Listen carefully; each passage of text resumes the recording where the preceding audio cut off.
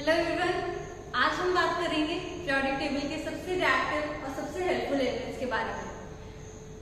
चाहे आपके घर की रोटी हो या प्लांट की photosynthesis, somewhere S block elements are playing the role. तो आज हम उसी फैसिनेटिंग ब्लॉक के बारे में बात करेंगे।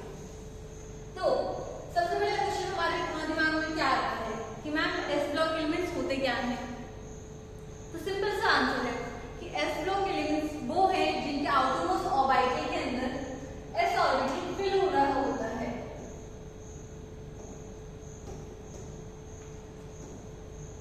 हमें पता है कि एस ऑर्बिटल के अंदर मैक्सिमम 2 इलेक्ट्रॉन हो सकते हैं, तो यानी कि ग्रुप 1 के अंदर 1 इलेक्ट्रॉन फिल हो रहा होता है और ग्रुप 2 के अंदर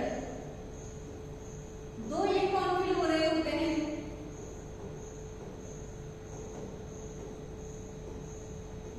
ठीक है, अब जो ग्रुप 1 के मेटल्स होते हैं वो पानी के साथ रिएक्ट करके स्ट्रॉन्ग बेस बनाते हैं, यानी कि एल्कली का फॉर्मेशन करते हैं, इसलिए इन्हें हम एल्कली मेटल्स भी कहते हैं।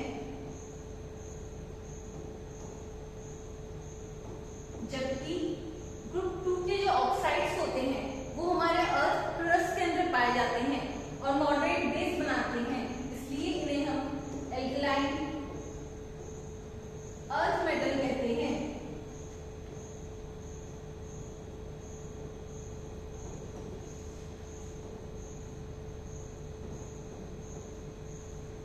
अब जनरल फिजिकल प्रॉपर्टीज की बात कर लेते हैं। तो डाउन द ग्रुप जाने पे, नीचे जब हम जाते हैं डाउन द ग्रुप, तो क्या हो रहा होता है? हमारा एटॉमिक साइज इंक्रीज हो रहा होता है। एटॉमिक साइज इंक्रीज हो रहा होता है मतलब कि न्यूक्लियस से हमारा वैलेंस इलेक्ट्रॉन जो होता है वो दूर जा रहा होता है, दूर होता जाता है। तो मतलब कि जो इलेक्ट्रॉन को पुल करने की एबिलिटी होती है वो और ज्यादा इजी हो जाती है।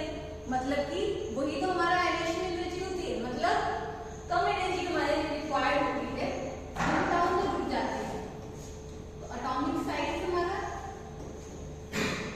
डाउन द ग्रुप जाने पे इंक्रीज कर रहा है, आयनाइजेशन एनर्जी हमारी डिक्रीज कर रही है।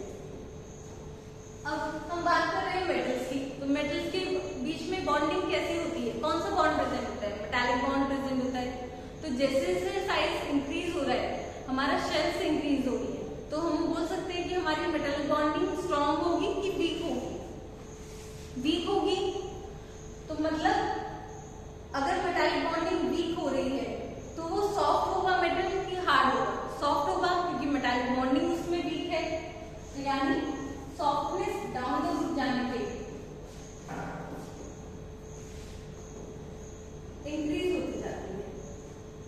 अब अगर मेल्टिंग पॉइंट की बात करें तो मेल्टिंग पॉइंट हमारा क्या डिनोट करता है कि हमारा अगर स्ट्रॉन्ग बॉन्ड होगा तो हमारा मेल्टिंग पॉइंट ज्यादा होगा, अगर वीक मेटालिक बॉन्ड होगा तो हमारा मेल्टिंग पॉइंट कम होगा। तो डाउन द ग्रुप जाने पे हमारी मेटालिक बॉन्ड की स्ट्रेंथ जो हो रही है वो कम हो रही है, मतलब कि हमारा मेल्टिंग पॉइंट कम होगा।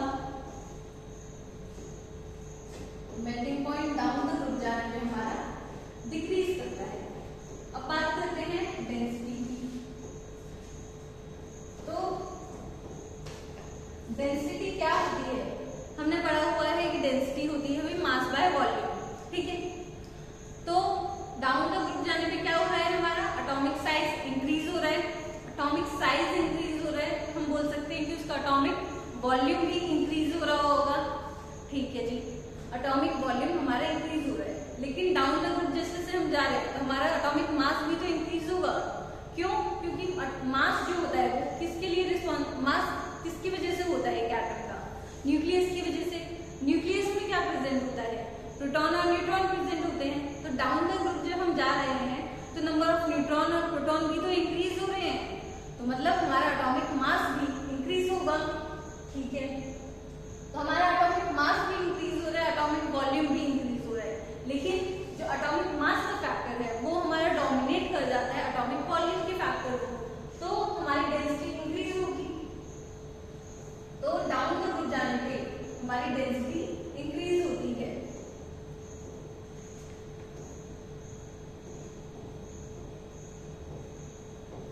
ड्यूटेरियम डेंसिटी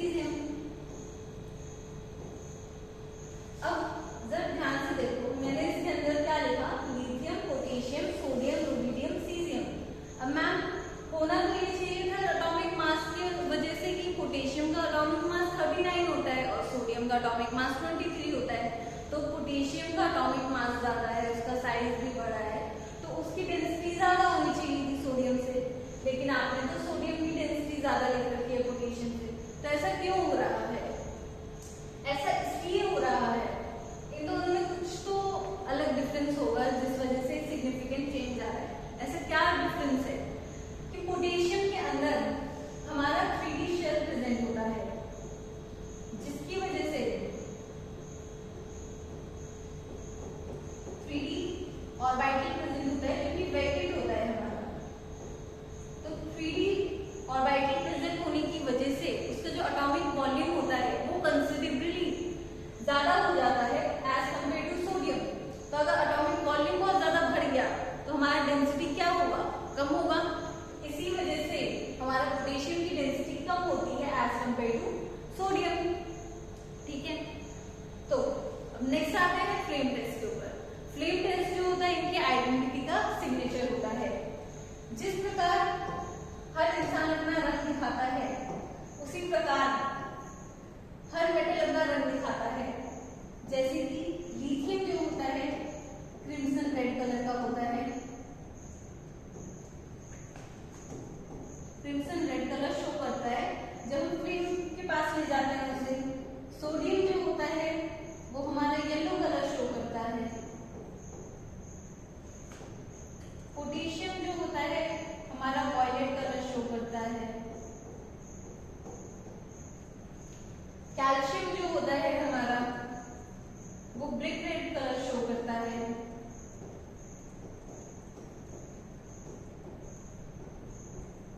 बेरियम जो होता है हमारा एप्पल ग्रीन कलर शो करता है।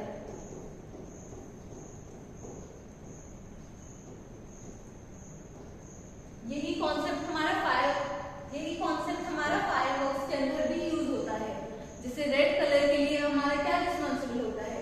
रेड कलर के लिए हमारा रिस्पॉन्सिबल होगा लिथियम, और ग्रीन कलर फायरवर्क्स के अंदर जो होता है वो रिस्पॉन्सिबल होता है बेरियम की वजह से।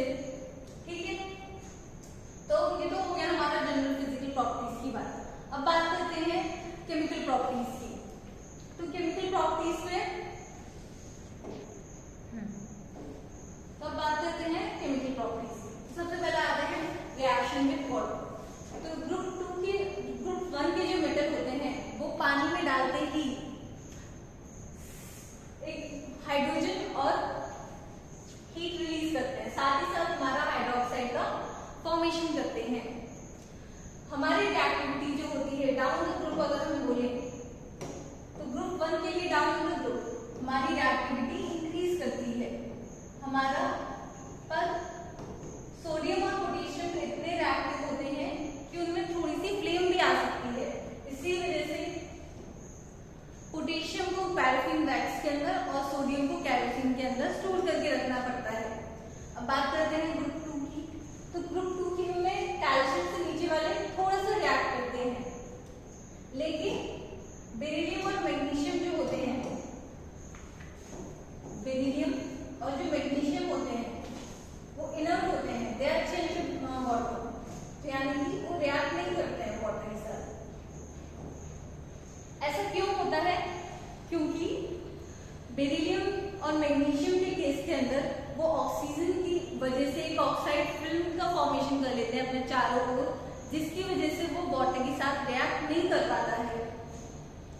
तो इसीलिए हमारा बेरिलियम और मैग्नीशियम वाटर के साथ रिएक्ट नहीं करते हैं, जबकि हमारे कैल्शियम और उसके नीचे वाले थोड़ा थोड़ा रिएक्ट कर पाते हैं। तो अगर मैं बोलूं कि हमने ग्रुप 1 को तो बोला कि बहुत ज्यादा इनकी रिएक्टिविटी होती है, लेकिन इनकी रिएक्टिविटी ग्रुप 1 के कंपैरिजन में कम होती है, तो लेस रिएक्टिव होते हैं। ठीक है, ठीक है।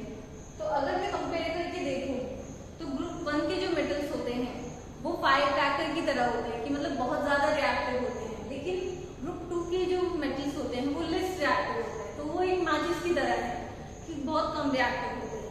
ठीक है, तब अगले स्लाइड पे चलते हैं। तो नेक्स्ट है हमारा रिएक्शन विद एयर। तो जो ग्रुप 1 के मेटल होते हैं वो हवा में भी ऑक्सीडाइज कर जाते हैं, जिसकी वजह से क्या होता है कि हमारा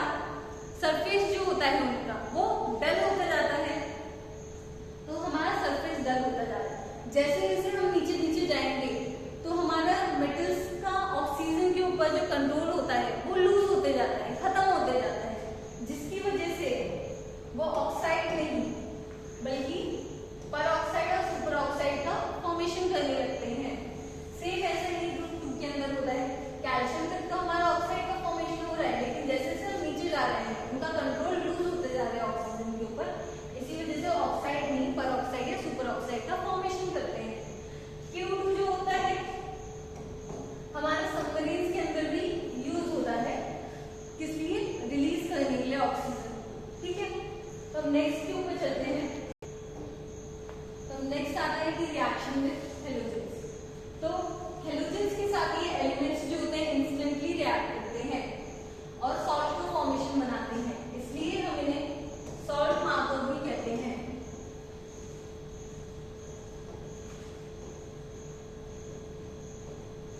सॉल्ट मार्कर भी इन्हें हम कहते हैं। ये कंपाउंड्स जो होते हैं प्योरली आयनिक होते हैं, वाइट क्रिस्टलाइन सॉल्युबल होते हैं वाटर के अंदर। जैसे हमारा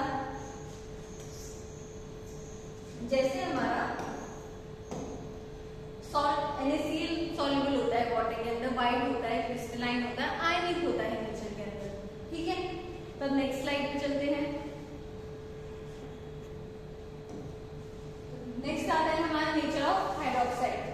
हाइड्रोक्साइड क्या होते हैं हमारे? हाइड्रोक्साइड हमें बताते हैं कि कोई भी मेटल कितना बेसिक है, यानी कि वो पानी में डिसॉल्व होके कितने OH आयंस रिलीज करता है। तो जो ग्रुप 1 के मेटल्स होते हैं वो स्ट्रॉन्ग बेस बनाते हैं, जैसे कि सोडियम हाइड्रोक्साइड, पोटेशियम हाइड्रोक्साइड। तो ये पानी में पूरी तरीके से डिसॉल्व हो जाते हैं या पूरी तरीके से आयनाइज हो जाते हैं, इसलिए इन्हें एल्किल मेटल्स भी कहते हैं हम, यानी कि स्ट्रॉन्ग बेस बनाते हैं।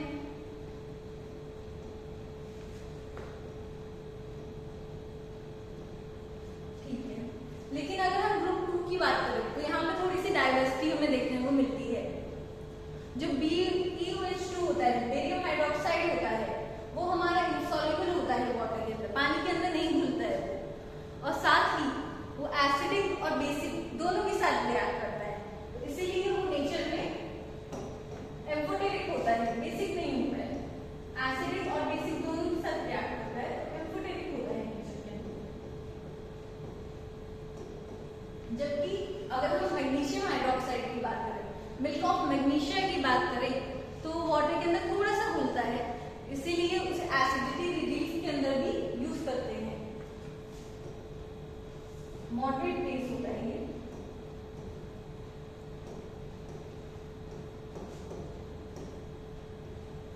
जबकि अगर मैं कैल्शियम हाइड्रोक्साइड की बात करूं तो ये पानी में थोड़ा और ज्यादा घुलता है और लाइम वाटर बनाता है।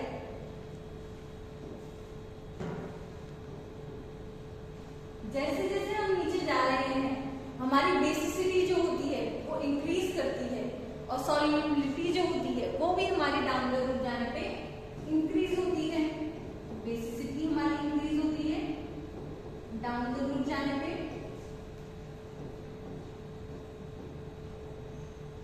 और सॉल्युबिलिटी भी इंक्रीज होती है। ठीक है, ये तो हो गया हमारा नेचर ऑफ हाइड्रोक्साइड। अब बात करते हैं, नेक्स्ट आता है हमारा thermal decomposition of compounds.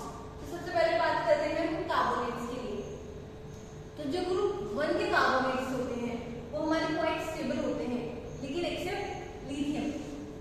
Lithium के केस के अंदर क्या होता है कि वो डिकम्पोज कर जाता है और बिहेव करता है ग्रुप 2 के मेटल्स की तरह।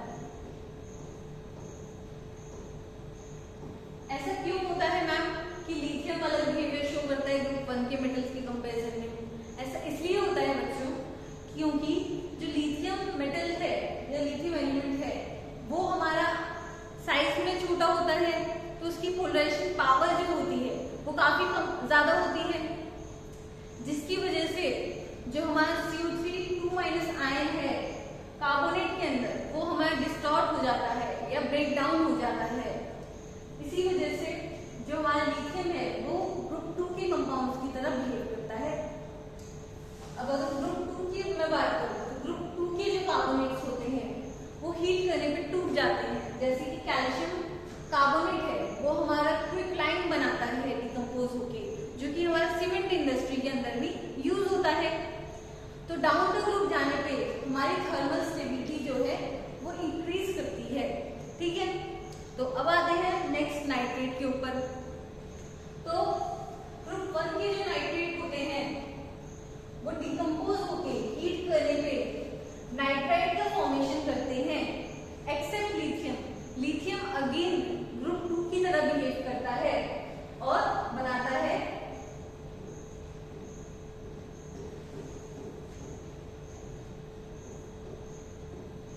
Lithium oxide plus NO2 plus O2। जबकि जो ग्रुप 2 के हमारे नाइट्रेट होते हैं वो डिकम्पोज होके ऑक्साइड NO2 प्लस ऑक्सीजन का फॉर्मेशन करते हैं। यहाँ पे हमारे पास ग्रुप 1 के अंदर तो कोई भी नाइट्रोजन NO2 का फॉर्मेशन नहीं हो रहा है, मतलब कि कोई भी ब्राउन गैस के फ्यूम्स नहीं रिलीज हो रहे हैं। लेकिन लिथियम के केस के अंदर क्योंकि वो ग्रुप 2 की तरह बिहेव कर रहा है तो उसके अंदर नाइट्रोजन NO2 के फ्यूम्स रिलीज हो रहे हैं। सिमिलरली ग्रुप 2 के अंदर भी हमारे पास NO2 के फ्यूम्स रिलीज हो रहे हैं। तो ये हमारा लैब टेस्ट के अंदर डिटेक्शन के अंदर काम करता है, ठीक है। तब नेक्स्ट उस पे आते हैं। तो अब आते हैं analysis behaviour of lithium and beryllium. हमने क्या देखा पिछले 2 दिन हमने रिएक्शंस के अंदर देखा कि लिथियम और बेरिलियम हमारा अलग प्रॉपर्टीज शो करते हैं अपने ग्रुप के एलिमेंट्स के कंपेयर में। ऐसा क्यों होता है? ऐसा इसलिए होता है, पहले तो कौन से एलिमेंट्स की तरह वो अपनी प्रॉपर्टीज शो करते हैं पहले वो जान लेते हैं। तो लिथियम जो होता है अपने डायगोनली प्लेस्ड एलिमेंट्स की तरह, डायगोनली प्लेस्ड एलिमेंट लिथियम का क्या होगा? मैग्नीशियम होगा। बेरिलियम का डायगोनली प्लेस्ड एलिमेंट क्या होगा? एल्यूमिनियम होगा। तो इनकी प्रॉपर्टीज क्या होंगी? सिमिलर होंगी। तो इसी वजह से लिथियम और बेरिलियम अपने ग्रुप की बजाय अपने डायगोनली प्लेस्ड एलिमेंट्स की तरह प्रॉपर्टीज शो करते हैं। साथ में साथ इनका एटॉमिक साइज लिथियम और बेरिलियम का छोटा होता है। छोटा होता है तो पोलराइजेशन पावर क्या होगी? एटॉमिक साइज अगर छोटा है तो पोलराइजेशन पावर हमारी ज्यादा होगी, हाई पोलराइजेशन पावर होगी।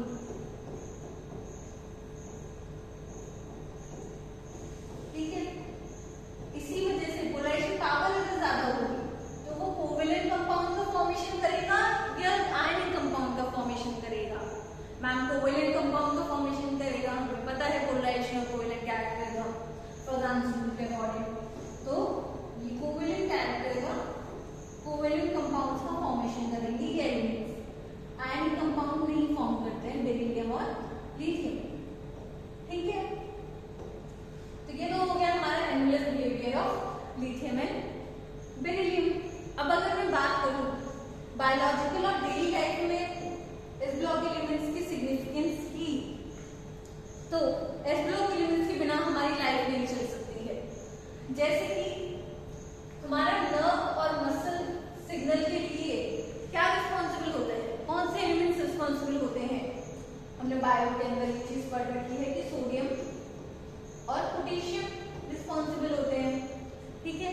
उसी प्रकार हमारा स्ट्रॉन्ग बोन्स या स्ट्रॉन्ग टीथ के लिए कौन सा एलिमेंट या मेटल प्रेजेंट रिस्पॉन्सिबल होता है? कैल्शियम रिस्पॉन्सिबल होता है। उसी प्रकार फोटोसिंथेसिस के लिए कौन रिस्पॉन्सिबल होता है? मैग्नीशियम होता है मैम, मैग्नीशियम होता है। तो हमने क्या देखा कि एस ब्लॉक एलिमेंट्स जो है खाली पीरियोडिक टेबल का हिस्सा नहीं है बल्कि हमारी डेली लाइफ का बैकबोन भी है ना? ठीक है, तो that's all about it for this chapter. Thank you very much.